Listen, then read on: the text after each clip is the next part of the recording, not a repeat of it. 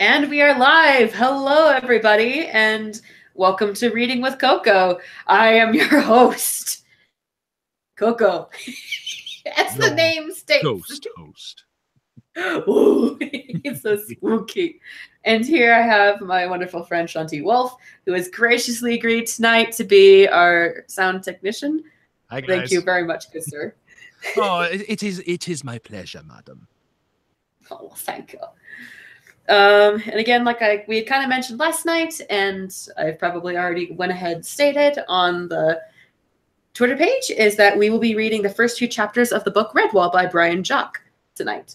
It's a fantastic book. I read it, I think, all the way back in elementary school, and I loved it then, and the love of it has stuck with me to this day. And I thought, why not? I want to read this again, because it was that good. You just couldn't stay away, could you? No, I mean, you got like talking mice that like go to church, and then evil rats who follow a one-eyed like leader king guy. I mean, what's not to love? Well, you know, it's just too good. What can you? Okay. Mm-hmm. They say, "What can you do?" Hey, what can you do when they come for you? Right, I'll go ahead and read the little excerpt on the back of the book real quick. It is precursor. I know I did last night, and I probably will tonight. I may stumble, and if I do, I'll just pick my feet up and keep on going. We'll get through this, people. Okay. You can do it. Jeez. It is the summer of the late rose, and the gentle mice of Mossflower Wood are gathered at the ancient stone abbey of Redwall, celebrating a year of peace and abundance. But a sinister shadow has fallen across the abbey, for it is rumored that Clooney is coming. Clooney the terrible one-eyed rat and his battle-seasoned horde. Clooney, whose vow is to conquer Redwall. Bum, bum, bum. So dramatic. You know me. I am one with the dramatic. I cannot help but be dramatic. Of course. All right, just make sure I'm going to broadcast this out one more time to make sure that the word is out, which it should be. The bird is the word that you heard. Indeed. And we are live.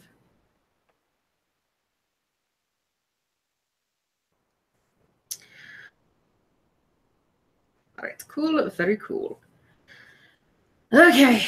All right, everything should be in order.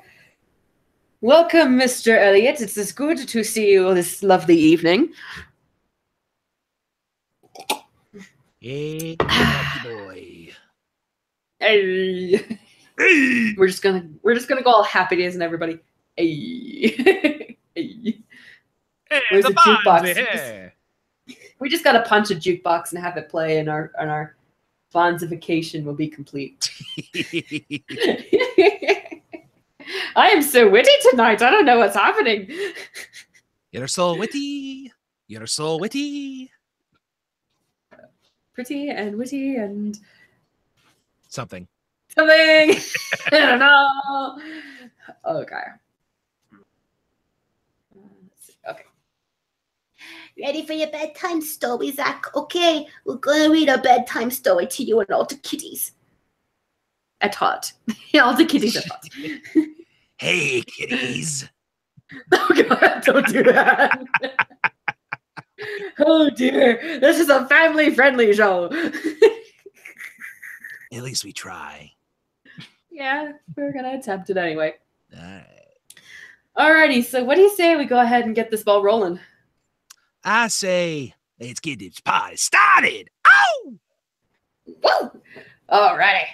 Again, this stream probably won't last as long as last night's did. Last night was kind of a test run, which was a lot of fun. This one, we're going to start an hour and a half earlier, but in an attempt to fix some bugs, we lifted up the mattress and found there were a lot more brewing, and we had to deal with those. it took a lot more time than we expected. It wasn't pretty, folks. There was gunk all everywhere. Yep, it was nasty, nasty business. And so then we just decided to go back and try something very different to see if it would work out. And so this stream will probably last about an hour and a half, simply because I really need to be a responsible adult and adhere to my own personal bedtime. So, in that event, we will go ahead and begin. And this is a little bit, we've got a rhyme and then a little bit of kind of like a prequel excerpt, and then we'll jump straight into the first chapter. Who says that I am dead knows not at all. I am that is. 2 mice within Redwall. The warrior sleeps twixt hall and cavern hole. I am that is. Take on my mighty role. Look for the sword and moonlight streaming forth. At night, when day's first hour reflects the north. From o'er the threshold, seek, and you will see. I am that is. My sword will wield for me. And it is a rhyme from beneath the great tapestry hall. And I'll read another excerpt. It was the start of the summer of the late rose. Mossflower country shimmered gently in a peaceful haze, bathing delicately at each dew-laden dawn, blossoming through high sunny noontides, languishing in each crimson-tinted twilight that heralded the soft darkness of June nights. Redwall stood 80 along the marches of the old south border, flanked on 2 sides by Mossflower Wood's shaded depths. The other half of the abbey overlooked undulating sweeps of meadowland, its ancient gate facing the long, dusty road on the western perimeter. From above, it resembled some fabulous dusky jewel, fallen between a great green mantle of light silk and dark velvet. The first mice had built the abbey of red sandstone quarried from pits many miles away in the northeast. The abbey building was covered across its south face by that type of ivy known as Virginia creeper. The onset of autumn would turn the leaves into a cape of fiery hue, thus adding the further glory to the name and legend of Redwall Abbey. Book 1, The Wall. Chapter 1. Matthias cut a comical little figure as he wobbled his way along the cloisters, with his large sandals flip-flopping and his tail peeping from beneath the baggy folds of an oversized novice's habit. He paused to gaze upward at the cloudless blue sky and tripped over the enormous sandals, hazelnuts scattered out upon the grass from the rush basket he was carrying. Unable to stop, he went tumbling, cowl over tail. Bump! The young mouse squeaked in dismay. He rubbed tenderly at his damp, snub nose while slowly taking stock of where he had landed. Directly at the feet of Abbot Mortimer. Immediately, Matthias scrambled about on all fours, hastily trying to stuff nuts back into the basket as he muttered clumsy apologies, avoiding the stern gaze of his elder. Sorry, Master Abbot. I tripped, you see. Trod on my abbot, Father Abbot. Oh dear, I mean... The Father Abbot blinked solemnly over the top of his glasses. Matthias again. What a young buffoon of a mouse. Only the other day he had singed old brother Methuselah's... that is not singed, it's singed. Completely different meaning, that sentence there. Only the other day he had singed old brother Methuselah's whiskers while lighting candles. The elder's stern expression softened. He watched the little novice rolling about on the grass, grappling with large armfuls of the smooth hazelnuts, which constantly seemed to escape his grasp. Shaking his old gray head, yet trying to hide a smile, Abbot Mortimer bent and helped to gather up the fallen nuts. Oh, Matthias, my son, he said wearily. When will you learn to take life a little slower, to walk with dignity and humility? How can you ever hope to be accepted as a mouse of Redwall when you are always dashing about, grinning from whisker to tail like a mad rabbit? Matthias tossed the last of the hazelnuts into the basket and stood awkwardly shuffling his large sandals in the grass. How could he say aloud what was in his heart? The abbot put his paw around the young mouse's shoulder, sensing his secret yearnings, for he had ruled Redwall wisely over a great number of years and gained much experience of mouse life. He smiled down at his young charge and spoke kindly to him. Come with me, Matthias. It is time we talked. A curious thrush perching in a gnarled pear tree watched the two figures make their way at a steady pace in the direction of Great Hall. One clad in the dark greeny brown of the order, the other garbed in the lighter green of a novice. They conversed earnestly in low tones. Thinking what a clever bird he was, the thrush swooped down on the basket that had been left behind. Twisters! The basket contained only hard nuts, locked tight within their shells. Feigning lack of interest, lest any other birds had been witness to his silly mistake, he began whistling jauntily a few bars of his melodious summer song, strolling nonchalantly over to the cloister walls in search of snails. It was cool inside Great Hall. Sunlight flooded down in slanted rainbow-hued shafts from the high, narrow-stained glass windows. A million colored dust motes danced and swirled as the two mice trod the ancient stone floor. The Father Abbot halted in front of the wall on which hung a long tapestry. This was the pride and joy of Redwall. The oldest part had been woven by the founders of the abbey, but each successive generation had added to it. Thus the tapestry was not only a priceless treasure, it was also a magnificent chronicle of early Redwall history. The abbot studied the wonderment in Matthias's eyes as he asked him a question, the answer to which the wise mouse already knew. What are you looking at, my son? Matthias pointed to the figure woven into the tapestry.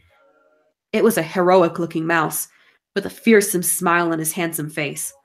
Clad in armor, he leaned casually on an impressive sword, while behind him foxes, wildcats, and vermin fled in terror.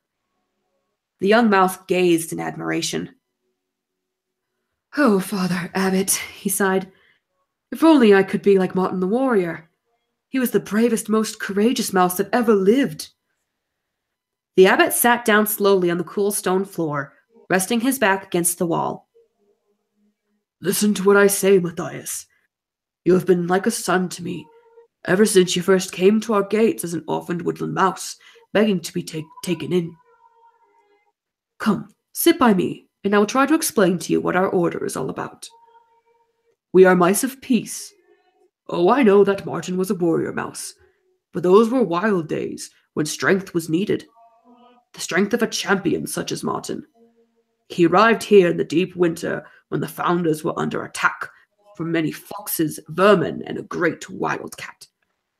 So fierce a fighter was Martin that he faced the enemy single-pawed, driving them mercilessly far from Mossflower. During the rout, Martin fought a great battle against overwhelming odds. He emerged victorious after slaying the wildcat with his ancient sword, which became famous throughout the land. But in that last bloody combat, Martin was seriously wounded. He lay injured in the snow until the mice found him. They brought him back to the abbey and cared for his hurts, until he regained his strength. Then something seemed to come over him. He was transformed by what could only be called a mouse miracle. Martin forsook the way of the warrior and hung up his sword. That was when our order found its true vocation. All the mice took a solemn vow never to harm another living creature, unless it was an enemy that sought to harm our order by violence. They vowed to heal the sick, care for the injured, and give aid to the wretched and impoverished. So was it written, and so has it been through all the ages of mousekind since. Today we are deeply honored and a highly respected society. Anywhere we go, even beyond Mossflower, we are treated with courtesy by all creatures. Even predators will not harm a mouse who wears the habit of our order.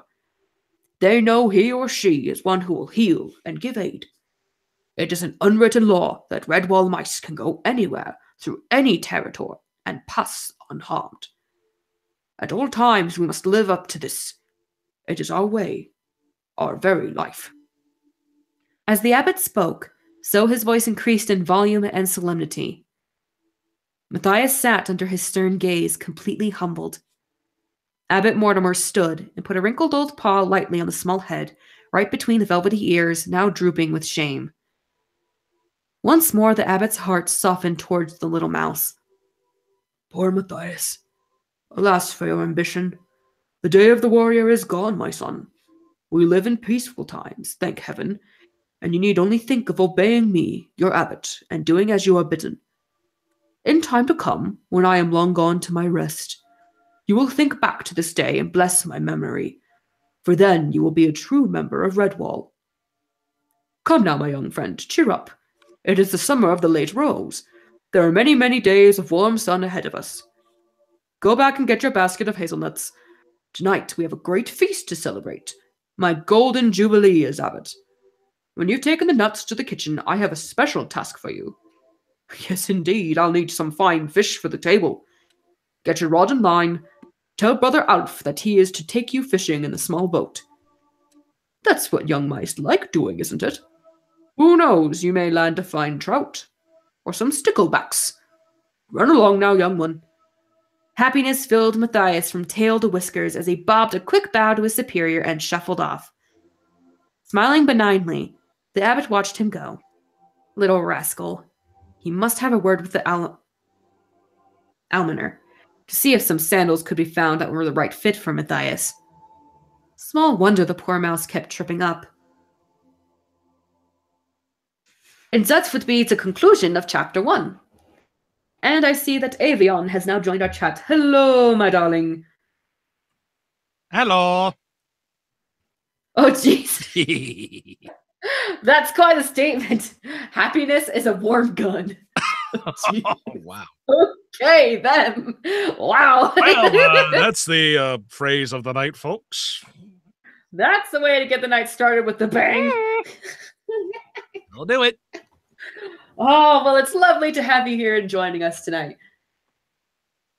Oh, yep, and Sean is here gracefully, lending his skills as a sound engineer and lending in some music so that we can actually have sound that sounds good and it's not just garbled through my mic. Because we're entertainment. And what we do, we wish to do well. Yes, very, very well. Alrighty. I guess we'll keep on trucking. Alrighty then. Okay. Chapter 2. The high, warm sun shone down on Clooney the Scourge. Clooney was coming. He was big and tough, an evil rat with ragged fur and curved, jagged teeth. He wore a black eye patch. His eye had been torn out in battle with a pike. Clooney had lost an eye. The pike had lost its life. Some said that Clooney was a Portuguese rat. Others said he came from the jungles far across the wide oceans. Nobody knew for sure. Clooney was a bilge rat, the biggest, most savage rodents that ever jumped from ship to shore. He was black, with gray and pink scars all over his huge, sleek body. From the tip of his wet nose, up past his green and yellow-slitted eye, across both his mean, tattered ears, down the length of his heavy, vermin-ridden back, to the enormous, whip-like tail, which had earned him his title, Clooney the Scourge. Now he rode on the back of the hay wagon with his 500 followers, a mighty army of rats. Sewer rats, tavern rats, water rats, dockside rats, Clooney's army, fearing yet following him. Redtooth, his second in command, carried a long pole. This was Clooney's personal standard. The skull of a ferret was fixed at its top. Clooney had killed the ferret. He feared no living thing. Wild-eyed with the terror of rat smell in its nostrils, the horse plunged ahead without any driver. Where the hay cart was taking him was of little concern to Clooney. Straight on the panicked horse galloped, past the milestone lodged on the earth at the roadside, heedless of the letters graven in the stone. Redwall Abbey, 15 miles. Clooney spat over the edge of the cart as two young rabbits playing in the field. Tasty little things. A pity the cart hadn't stopped yet, he thought. The high, warm sun shone down on Clooney the Scourge. Clooney was a god of war. Clooney was coming nearer. Yeah, you have a right not to like Clooney. He's our villain. He's our bad guy. I bet that's really an eloquent way of putting it. He's our villain, our master of wickedness, our baddie. Our baddie Badson. He's not a nice guy. No, he's quite rude. Don't invite him to any social gatherings. He's just mean. You might end up with more coffins than a lot of things. Yeah, I'm sure Thanksgiving with him must be rather awkward. Oh, I'd hate to see his family. Good God. Oh yeah, I was mentioning that to Sean earlier tonight when I was trying to remember some of the events so we could plan out some of the sounds. Said I don't remember the book exactly, but I said I remember the show, which I watched a little bit some years back. I didn't watch it when I was younger. I think I came across the cartoon when I was actually in college. Just because it was one of those things I was searching around online and I found out, wait, someone made a show out of this? Someone actually did it? Oh. And they did a fairly good job, actually.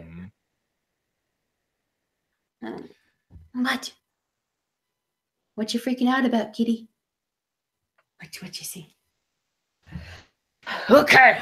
It's so weird when I'm trying to do this. Like, I've got my mic set up on like a little tray next to me, and I've got my computer set on my couch in front of me. And so I'm sitting at a weird angle on the couch. And so like my legs are just like, why are we sitting this way? Because I'm like trying to sit forward so I can be closer to the mic, but then it's like I'm just sitting on the edge of the couch. And it's not the most comfortable position, but it's fun though. Mutiny! It's worth it.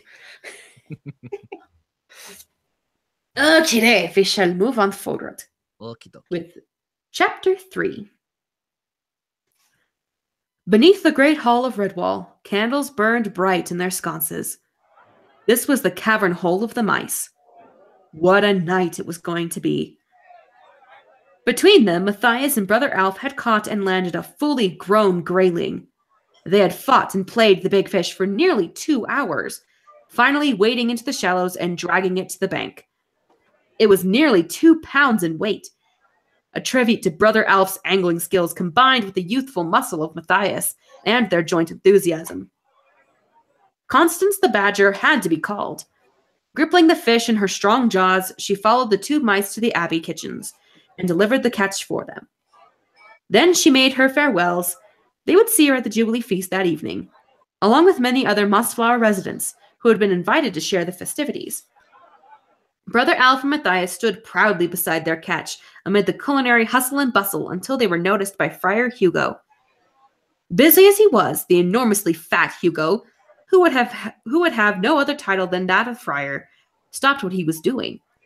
Wiping the perspiration from his brow with a dandelion that he held with his tail, he waddled about to inspect the fish. Nice scales, shiny scales, bright eyes, beautiful fresh.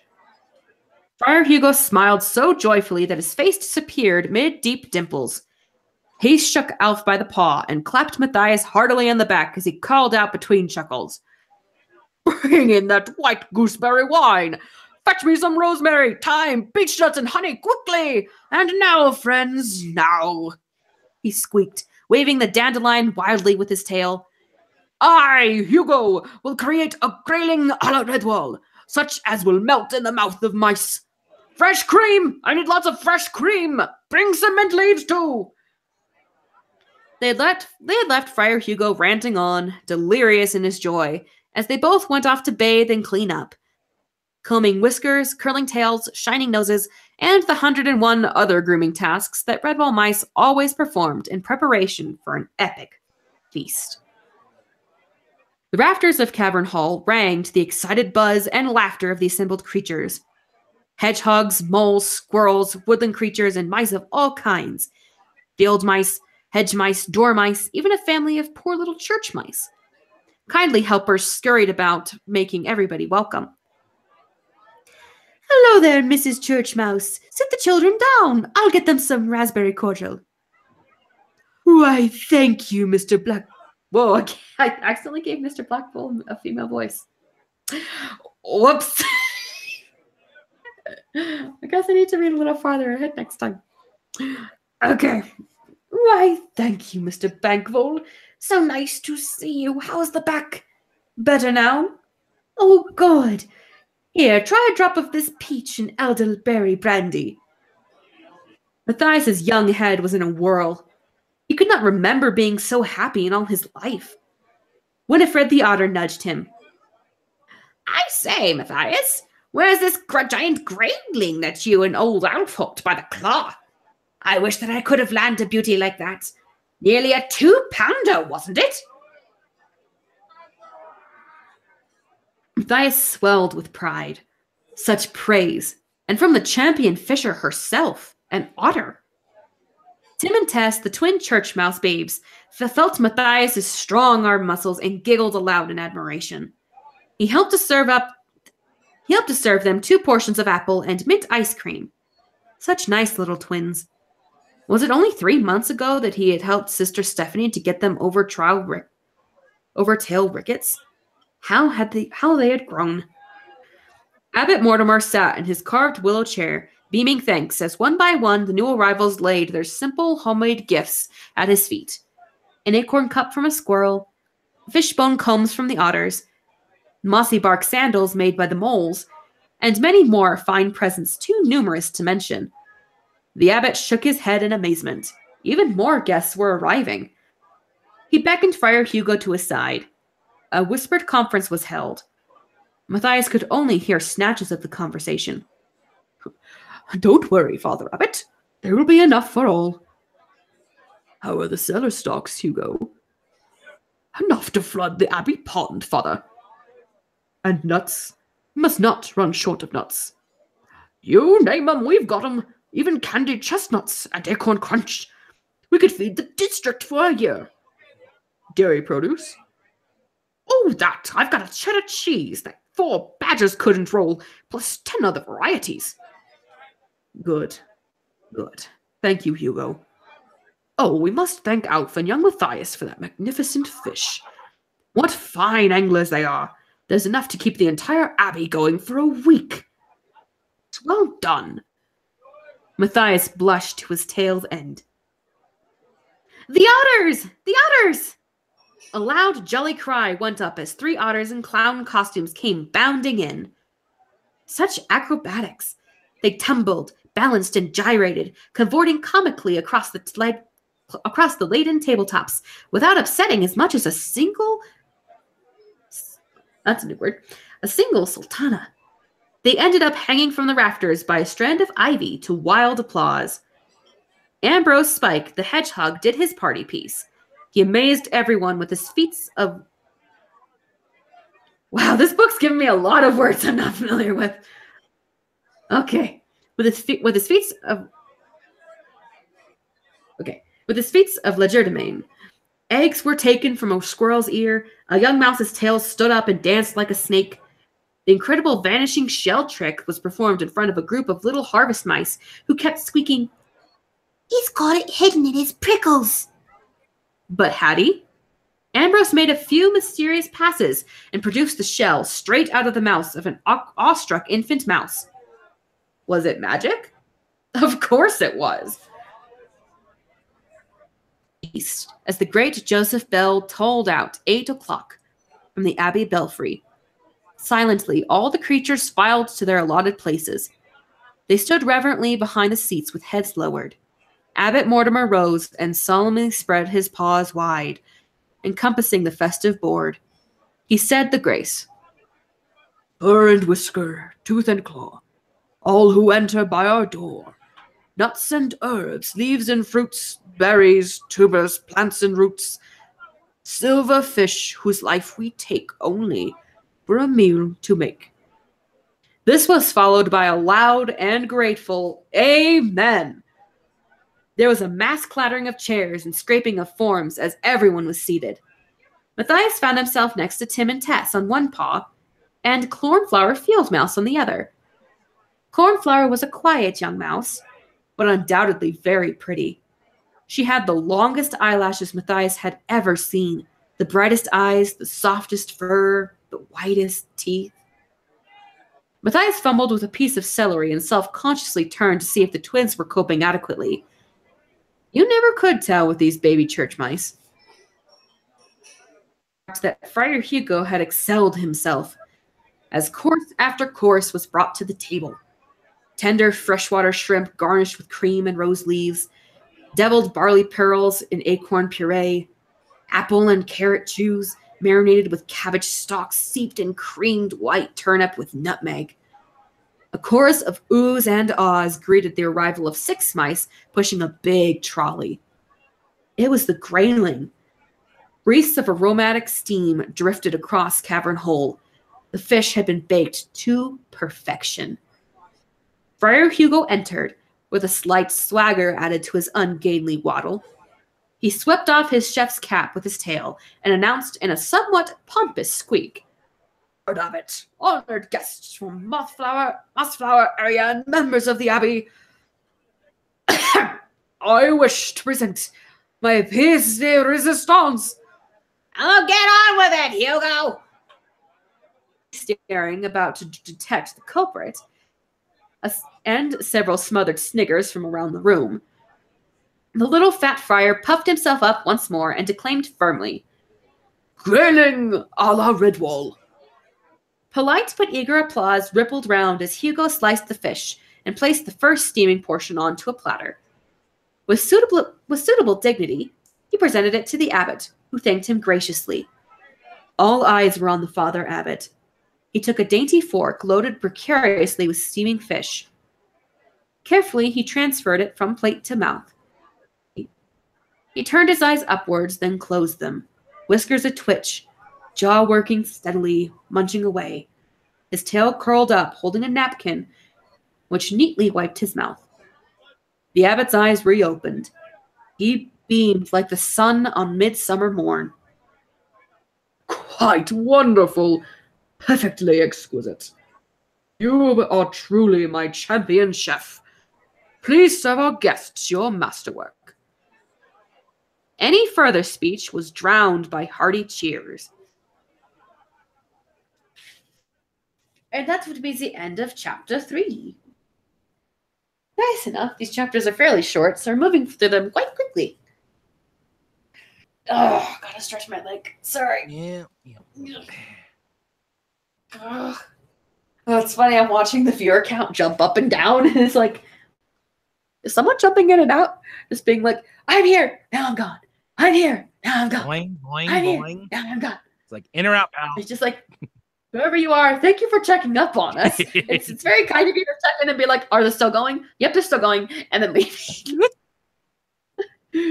Oh, but yay! I'm glad you're still here, Avion. I'm glad you're having fun like we are. This is a fun time. We're having a great time. Yes.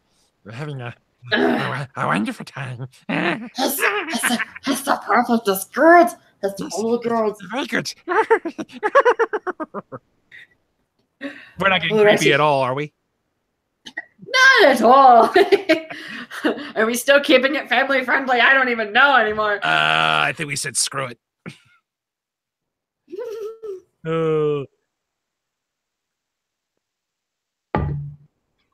Just taking a quick drink of water. Yes, water. Yes, kiddies. Water is very important. Very Stay hydrated, young ones. It is very good for you. Alrighty. We shall keep trucking. righty then.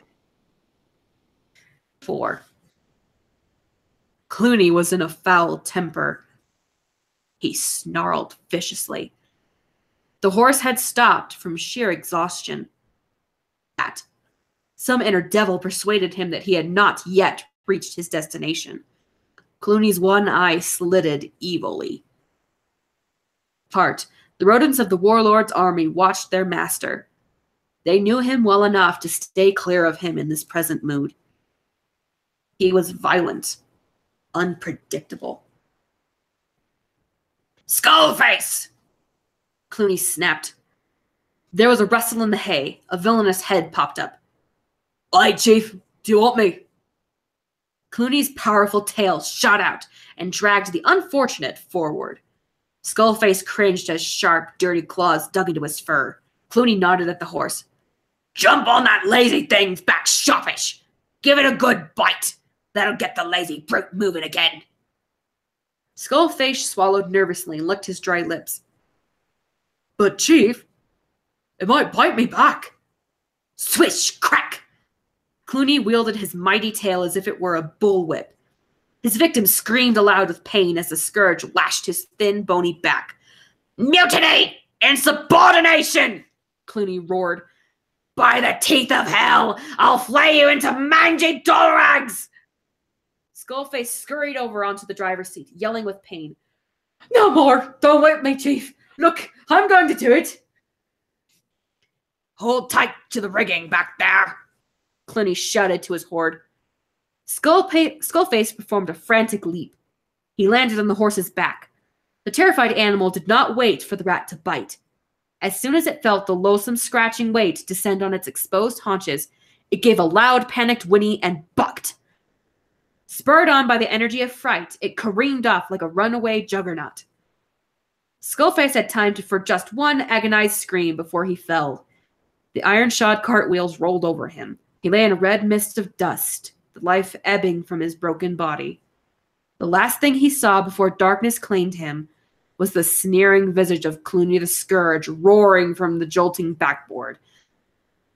Tell the devil Clooney sent you, Skullface! They were on the move again. Clooney was getting nearer. Wow, he's not a very nice person.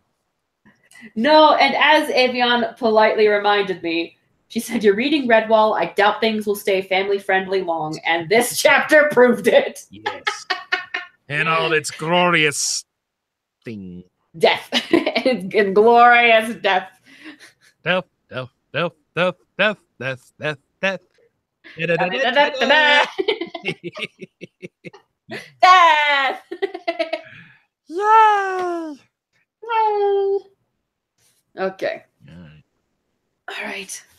And on we go. Chapter 5. Down in Cavern Hole, the great feast had slackened off.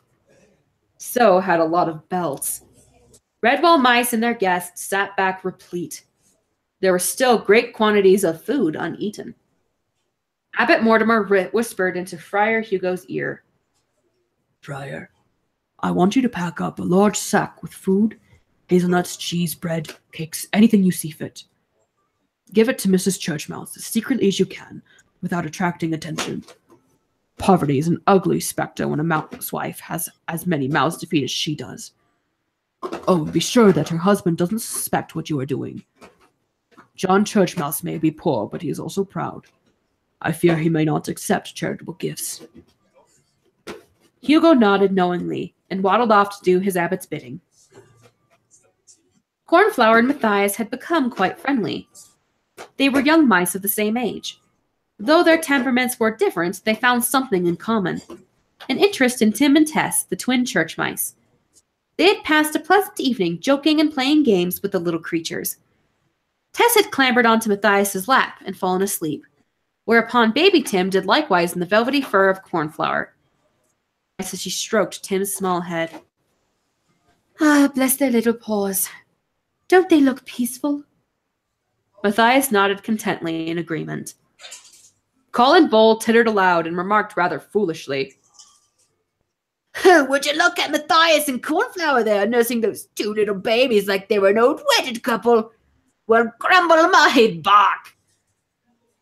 Brother Alfred reprimanded him sharply. Now, you keep a latch on that silly tongue of yours, Colin Boyle. Don't you know that someday Matthias will be a Redwall mouse? Slandering young Cornflower. It's from a good family. Mark my words, Master Bull. I could say a thing or two to your mom and dad. Only last evening I saw you playing catch the bulrush with that young harvest mouse. What was her name now? Colin Bull blushed until his nose went dry. He flounced off, swishing his tail, muttering about going outside to take the air. Matthias caught a nod and a glance from the abbot.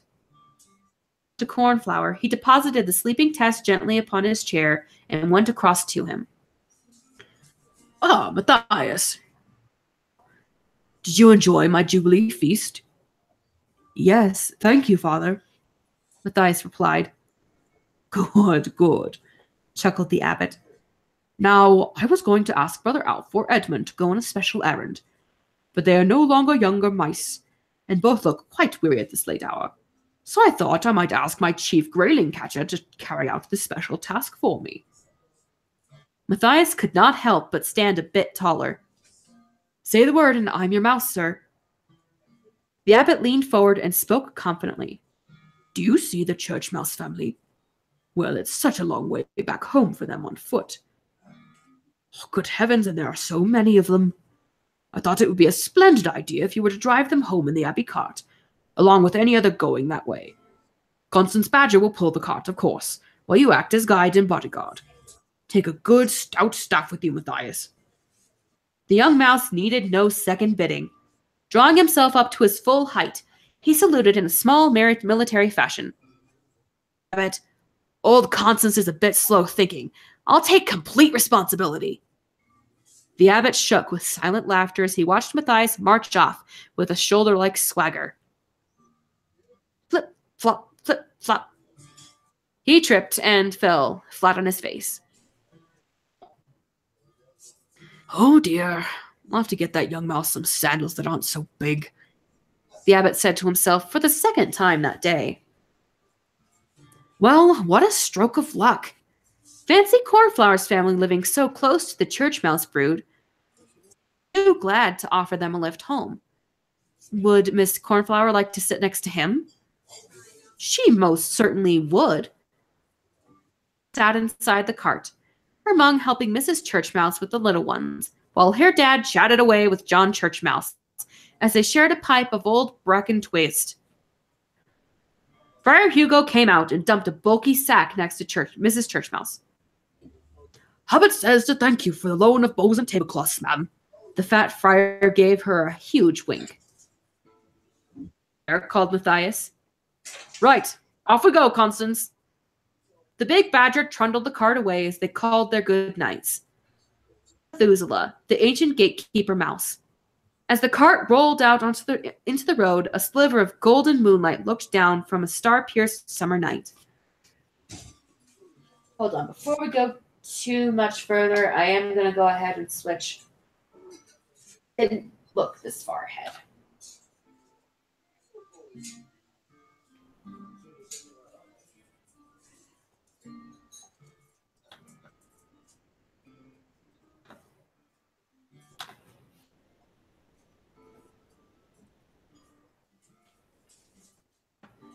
All right. I'm going to get this over to you. Sorry to interrupt the middle of a chapter. I didn't look too far deeply into this, and so I was like, wait, they're not in the place anymore. We gotta change the sound. Oh no. There we go. Thank you so much, Sean, for rolling with the punches. Oh, no problem at all.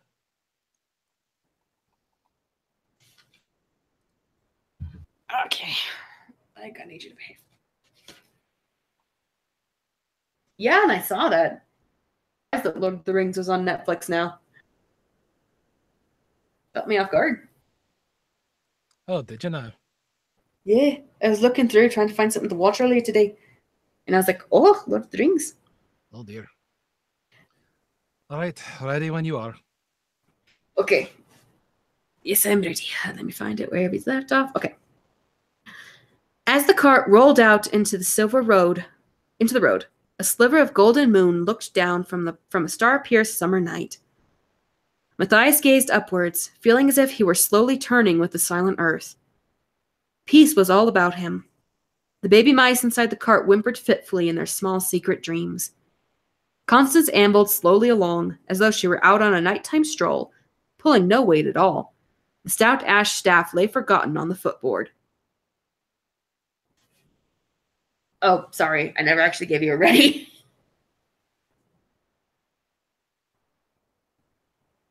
Do I? I don't think I ever gave you a ready. No, it's all good. We're just rolling with it. Yeah.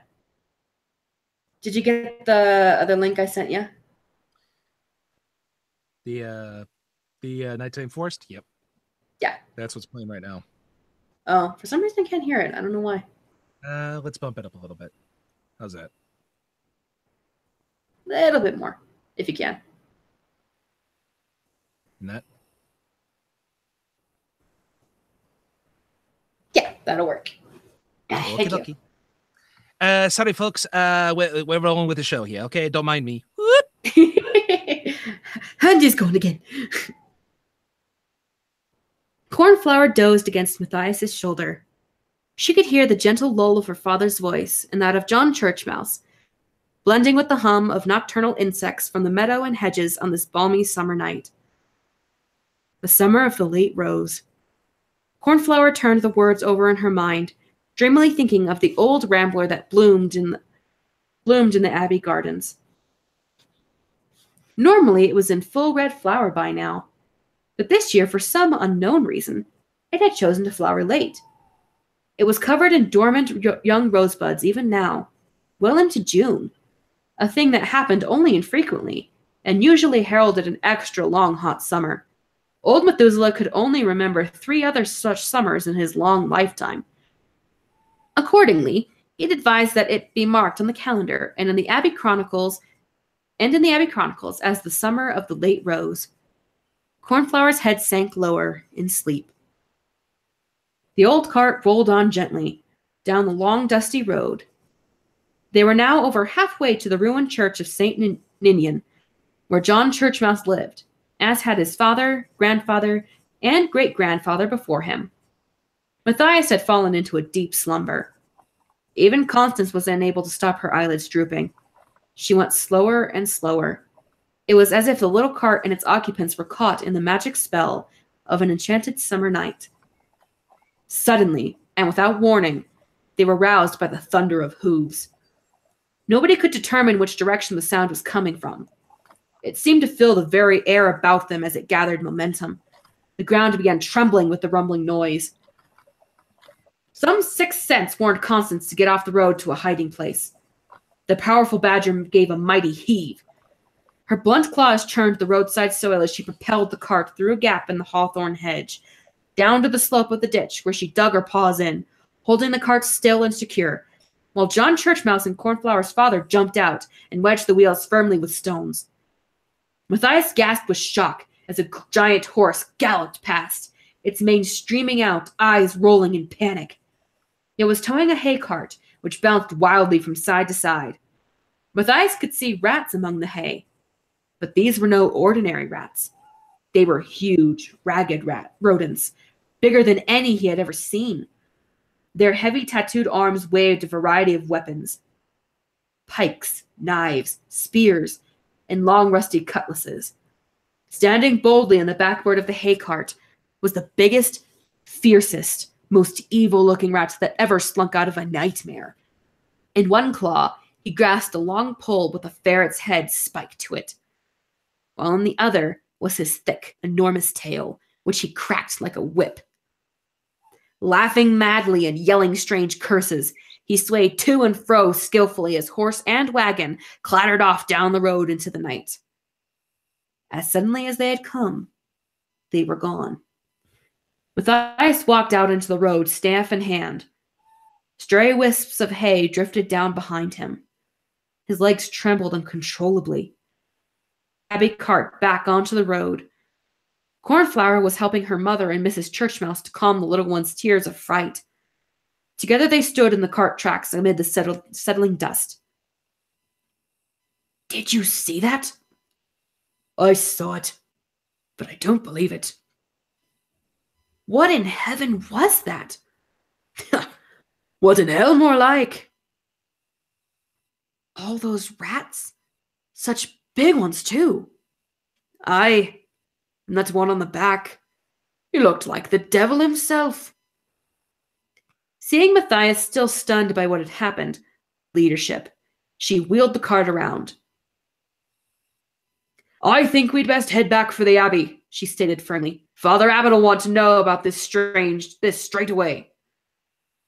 Badger was far more experienced than himself. Matthias assumed the role of second in command. Right. Cornflower, get in the cart and take charge of the mother and babies, he said. Mr. Fieldmouse, Mr. Churchmouse, up front with Constance, please. Silently, the mice did as ordered. The cart moved off with Matthias positioned on the back, providing a rear guard. The young mouse gripped his staff tightly, his back to his charges, facing down the road the cart had taken. And that to be the end of chapter 5. And also, hello, Mr. Riff. It is good to see you this fine evening. Hello. And yes, Avion, just like him coming into view, just, hello, I'm Clooney. I'll be your villain this evening. Now all of you die. All of you perish and die. None shall live this night.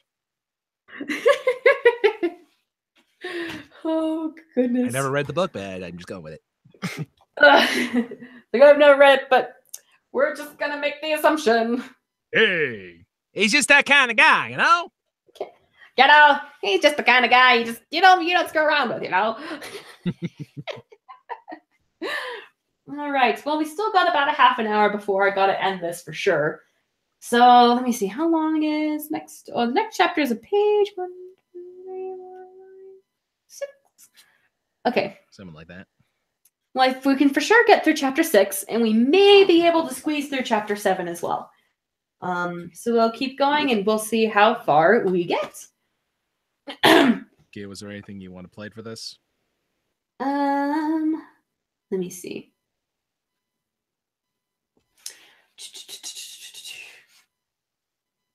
Let's go ahead and just keep the night noises, because it looks like we're not going to need the horse sounds anymore. Okay, just I know I kind of threw those in there. It's like, this might be important. Oh, well, thank you. At one point I heard it and I was like, yay, cool, thank you. Yeah, it's like too bad I didn't have like I know I got a gallop sound effect somewhere, but it's like I got to sift through that to find it. Yeah. But yeah, it's all good. Yeah, again, like with this book compared to the book I was reading last night, I'm more familiar with the other one than this one, so I knew what I was looking for. With this one, I'm just like, I'm not entirely sure what this is in this next chapter, so I don't know what sounds we're going to need until I come up to it and go, well, oh shoot, we need a new sound. Well, we're in for quite an adventure, folks. Yeah. Yes, Avion, at least we don't have to deal with Martin. Martin was a character in the book I was reading last night. Well, he just had the very just, come on, step forth, talk to the king. You need to speak with him right now. Speak up. Come on, come on. And then you just punch him. And it's like, yeah. I'll get there when I get there. Exactly. He was just one of those characters who's just kind of a little bit annoying, but at the same time, you're like, I still kind of like you in a weird, like, annoying uncle kind of way. Oh, you know, it'll just keep you around for entertainment. Here's the.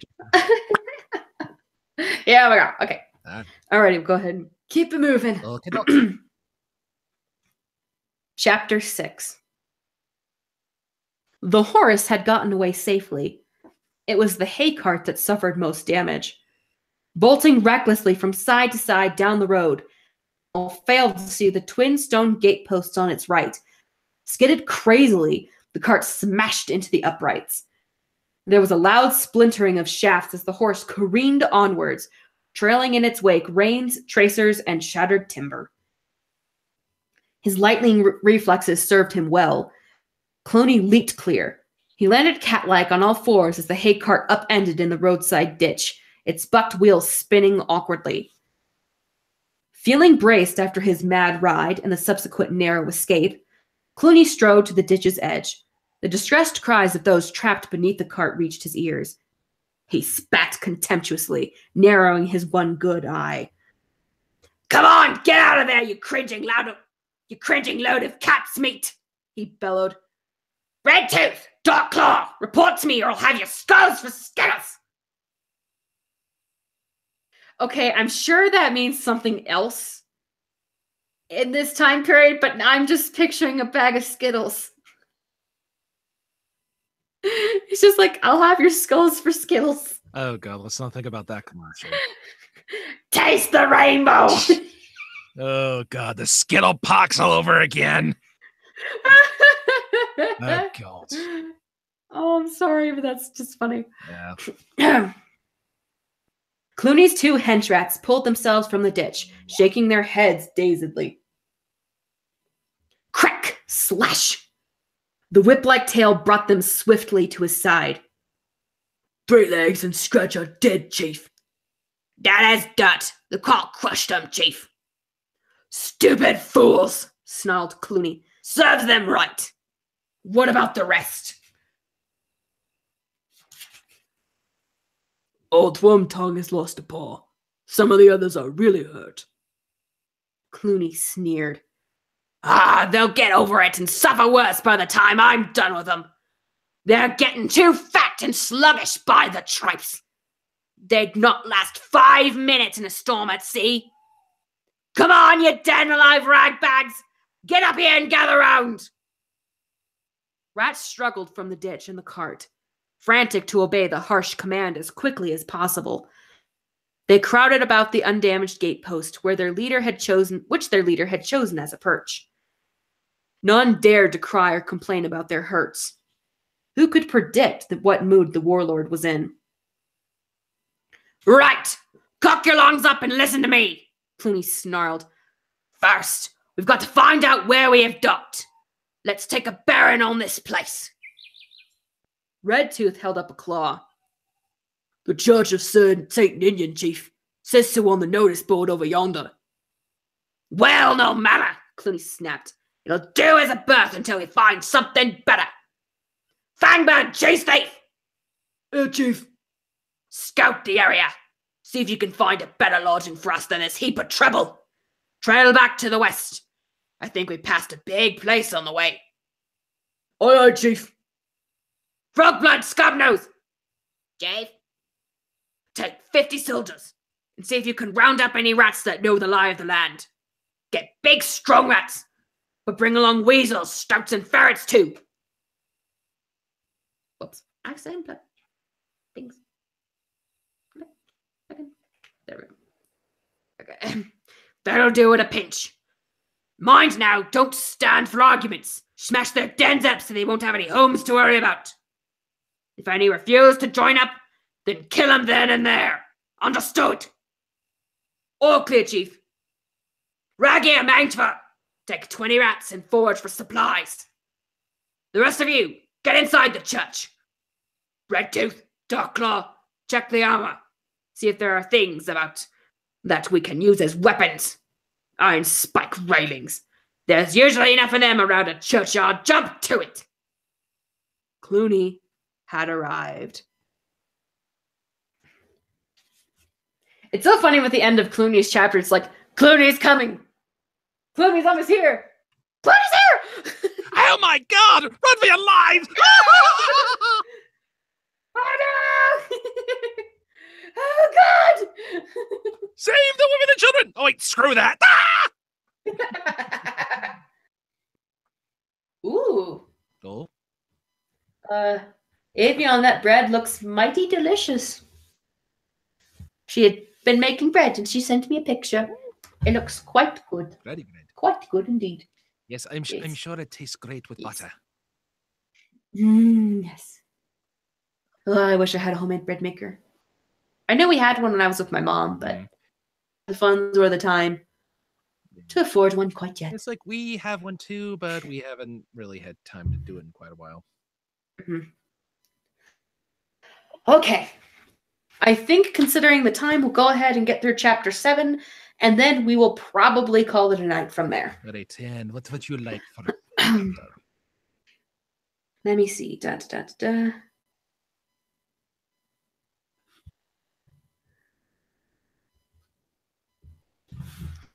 Hmm.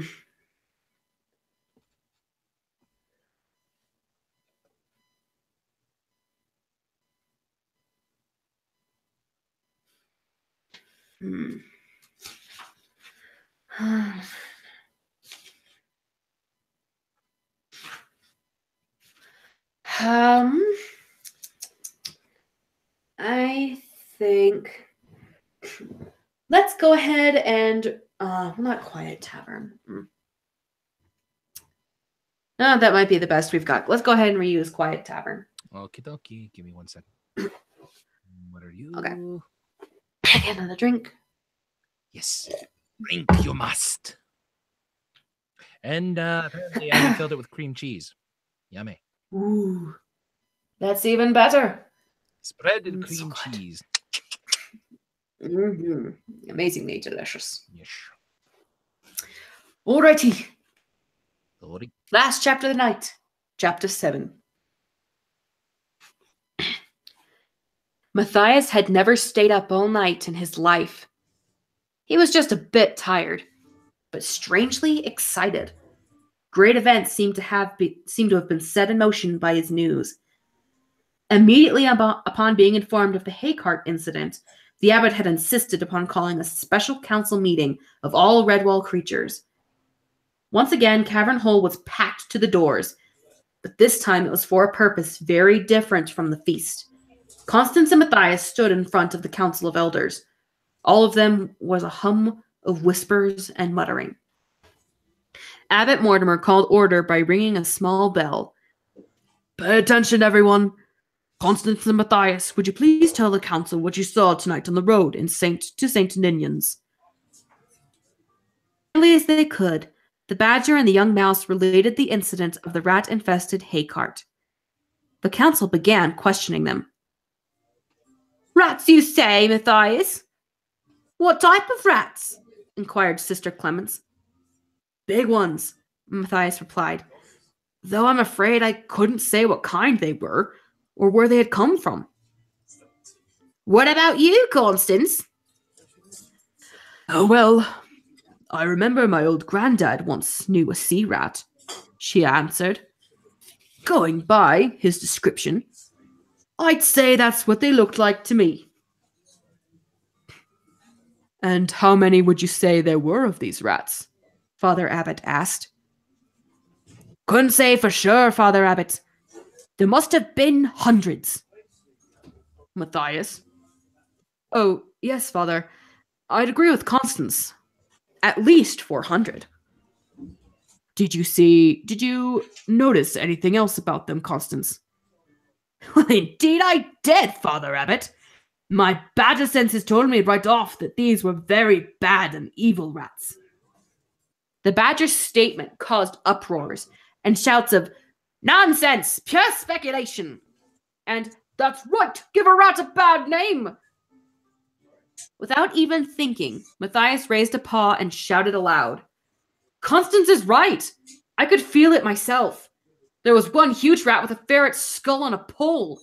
I got a good look at him. It was like seeing some horrible monster. In the silence that followed, the abbot rose and confronted Matthias.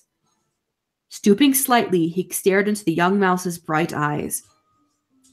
Carefully, my son. Was there anything special you noticed about this rat? Matthias thought for a moment. Everyone was watching him. He was much bigger than the others, Father. What else? Think, Matthias. I remember. He only had one eye. Right or left? Left, I think. Yes, it was the left eye, Father. Now, can you recall anything about his tail? I certainly can, Matthias squeaked. It must have been the longest tail of any rat alive. He held it in his claws as if it were a whip. The abbot paced up and down before turning to the assembly. Twice in my lifetime, I have heard travelers speak of this rat. He bears a name that a fox would be afraid to whisper in the darkness of midnight. Clooney the Scourge. A deadly hush fell upon the creatures in Cavern Hole. Clooney the Scourge? Surely not. He was only some kind of folk legend. A warning used by mothers when youngsters were fractious or disobedient. Go to sleep or Clooney will get you. Eat up your dinner or Clooney will come. Come in this instant or I'll tell Clooney. Most creatures didn't even know what Clooney was. He was just some sort of boogie that lived in bad dreams and the dark corners of imaginations. It was broken by scornful snorts and derisive laughter. Furry elbows nudged downy ribs. Mice were beginning to smile from sheer belief. Clooney the scourge indeed. Feeling slightly abashed, Matthias and Constance looked pleadingly towards the abbot for support. Abbot Mortimer's old face was stern as he shook the bell vigorously for silence. Mice of Redwall, I see that there are those among you who doubt the words of our abbot. Word of our abbot. The quiet but authoritative words caused an embarrassed shuffling from the council elders. Brother Joseph stood up and cleared his throat. Good Father Abbot, as all respect your word and look for your guidance. But really, I mean... Sister Clemence stood up smiling. She spread her paws wide. Perhaps Clooney is coming to get us for staying up late. A roar of laughter greeted the ironic words. Constance's back hair bristled. She gave an angry growl, followed by a fierce bark. The mice huddled together with fright. Nobody had ever seen a snarling, angry badger at a council meeting. Before they could recover, Constance was up on her hind legs, having her say, I've never seen such a pack of empty-headed ninnies. You should all be ashamed of yourselves, giggling like silly little otter cubs that have caught a beetle. Live to see the elders of Redwall acting in this way. Constance hunched her heavy shoulders and glared about with a ferocity that set them trembling. Now you listen to me. Take heed of what your Father Abbot has to say. The next creature who utters one squeak will answer to me. Understand? The badger bowed low in a dignified manner, gesturing with her massive blunt paws. Floor is yours, Father Abbot. Thank you, Constance, my good and faithful friend, the abbot murmured. He looked about him, shaking his head gravely. I have little more to say on the subject, but as I see that you still need convincing, here is my proposal. We will send 2 mice out to relieve the gatehouse. Let me see. Yes, Brother Rufus and George. Would you kindly go and take over from Brother Methuselah? Please send him in here to me. Tell him to bring the Traveler's Record volumes. Not the present issue, but the old editions, which were used in past years. Rufus and George, both solid-looking, sensible mice, took their leave with a formidable bow to the abbot. Through a high, slitted window, Matthias could see the rosy pink and gold fingers of dawn stealing down to Cavern Hole, as the candles began to flicker and smoke into stubs. All in the space of a night's events had moved from festivity to a crisis, and he, Matthias, had taken a major role in both. First the big grayling, then the sighting of the cart. Large happenings for a small mouse. Old Brother Methuselah had kept the Abbey records for as long as any creature could remember. It was his life's work and consuming passion. Besides the official chronicle of Redwall, he also kept his own personal volumes, full of valuable information. Traveling creatures, migratory birds, wandering foxes, rambling squirrels, and garrulous hares. They all stopped and chatted with the old mouse, partaking of his hospitality, never dreaming of hurting him in any way. Methuselah had a gift of tongues. He could understand any creature, even a bird. He was an extraordinary old mouse, who lived with the company of his volumes in the solitude of the gatehouse. Seated in the Father Abbot's own chair, Methuselah took his spectacles from a moss-bark case, carefully perching them over the bridge of his nose. All gathered around to hear as he opened a record book and spoke in a squeak, barely above a whisper. Hey, Sean? Yes. Would we be able to switch back over to the study library Okay. sounds? Give me a second. Cool. Awesome. Thank you. Mm-hmm.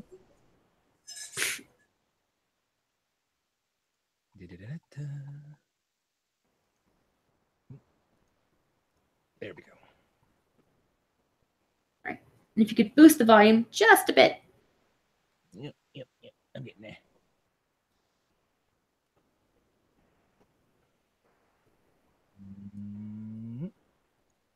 Okay. Awesome. Thank you. No problem. Don't mind me. Whoop. My lord Abbot Cedric. It was Cedric, isn't it? Oh, Pollination, you'll be the new Abbot Mortimer. The one who came after Cedric. Oh, dear me, I see so many of them come and go, you know. My lord Abbot Mortimer, and present members of Redwall. I refer to a record of winter, 6 years back. Here the ancient mouse took a while to leaf through the pages. Ah, yes, here it is. Late in November, year of the small sweet chestnut, from a frozen sparrowhawk come down from the far north. Peculiar chap, spoke with a strange accent. I repaired his right wing pin feather. News of a mine disaster, caused by a large savage sea rat with an extraordinary tail. It seems that this rat, Clooney they called him, wanted to settle his army in the mine. The badgers and other creatures who owned the mine drove them out. Clooney returned that night, and with a band of rats gnawed away and undermined much of the wooden shorings. This caused the mine to collapse the next day, killing the owners. Brother Methuselah closed the volume and looked over his glasses at the assembly. I have no need to read further. I can recite other misdeeds from memory. As the hordes of Clooney the Scourge had moved southwards over the past 6 years, I have gathered intelligence of other incidences. A farmhouse set alight later that same year. Piglets, an entire litter of them eaten alive by rats. Shush. Shush. Sickness and disease spread through livestock herds by Clooney's army. There was even a report brought to me 2 years ago by a town dog.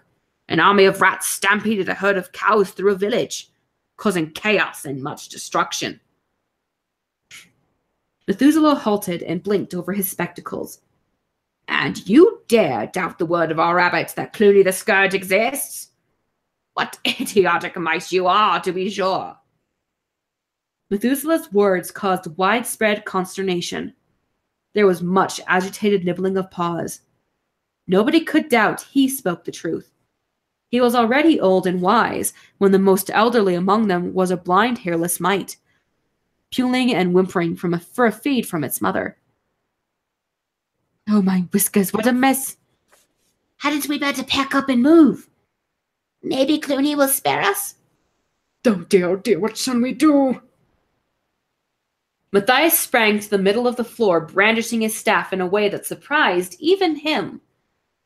"Do?" he cried. "I'll tell you what we'll do. We'll be ready." The abbot could not help shaking his head in admiration. It seemed that young Matthias had hidden depths. "Why, thank you, Matthias," he said. "I could not have put it better myself. That's exactly what we'll do. We'll be ready." Alrighty.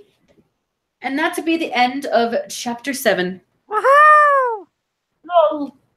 And that is very true, Evian. Bedtime boogeymen do seem to be a theme currently. We had Morgarath in Ranger's Apprentice, and now we've got Clooney in Redwall. Mm-hmm. At least there aren't any spider clowns like from It in the sewer. No.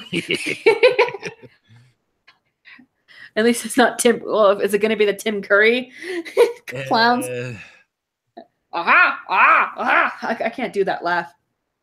His laugh. Aha! Ah! Ah! Can't say I've ever tried it either, but it's like, he just has that uncanny kind of laugh. It's just that unique Tim Curry. Yep. Odd magic. Yeah. Just like when he did Rocky Horror Picture Show. Oh god. It's funny, I've never seen either of those movies, but I've heard enough about them to be familiar when people mention them. Well, with Rocky Horror, let's just say you can't look at Tim Curry the same ever again. Oh yeah. I'm well aware. Yep. And even Avi agrees. I was gonna say it's one of those things with certain movies like that you wonder, what happened to make you go, yeah, I want to be that. I need to be that. Well, probably the same people who thought, hey, it'd be a good idea to make an animated episodes of Bubsy the Bobcat. Okay. God. They arrest Michael. No. No. There's a reason why they only made one pilot episode, folks. There's a reason why that monster was laid to rest. Yes. And yet they brought him back in another game. Oh, yeah, I heard about that. Yeah. Though I see more frustration from players than really enjoyment, which is not surprising. Well, so we don't get off topic, I think we're going to go ahead and pause with the book there tonight. As, again, it is a Sunday night, and tomorrow is Monday, and Monday means work, which means I must sleep. And as one great cat once said, I hate Mondays. The wise Orange Tabby, speaking true wisdom. Yes, it's so true and magnificent. And lasagna? All right. So everybody who came and joined us tonight, thank you so much for coming in. I know this was a much shorter stream than it was last night, but honestly, I think last night's 3-hour run was probably going to be a rarity. I don't know if I'll go that long on future installments. Tonight was actually really good. A couple hours worked really well. And I want to thank you again, Sean, for being willing to, first of all, help me try to work through some of the bugs that I experienced last night, as well as being willing to stay on tonight and work as my sound technician and my sound effects and music expert. No problem. Anytime. Psychotonic. Alrighty. Thank you, Avion, for joining us. And Zach, I don't know if you're still here, but thank you for coming in as well. I hope to make this a regular thing. I certainly enjoy doing it. Hopefully I'll be able to find ways, the more I do it, to continue polishing it and making it better. I'm going to try and experiment with a couple new things next time I run this round.